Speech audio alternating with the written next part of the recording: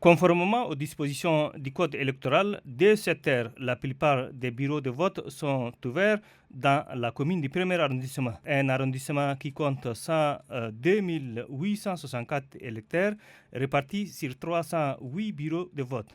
Mohamed Saïd Haroun, président du bureau de vote numéro 12 du quartier Farsha Carré 1 et quelques citoyens rassurent que les opérations sont déroulées dans le calme et la sérénité. Depuis le matin, là, on a commencé, c'est bien.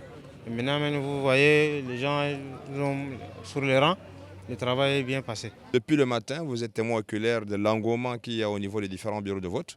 Nous sommes actuellement au premier arrondissement. La marée humaine à laquelle vous avez eu à faire face témoigne à suffisance de la détermination de l'ensemble des Tchadiens à sortir pour accomplir un devoir civique. C'est le fait de venir voter. Donc nous ne pourrons que nous réjouir de cet enthousiasme de tous les Tchadiens de tous les côtés.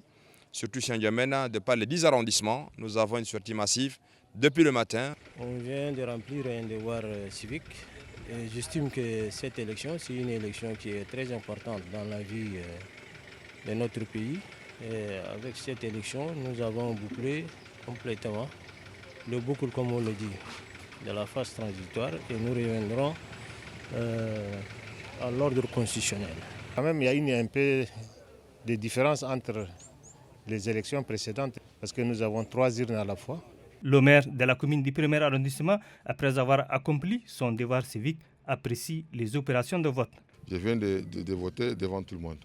Et aussi pour informer la population du premier arrondissement d'être dans leur bureau de vote.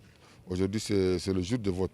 Donc chacun a le droit d'inscrire son histoire ce jour.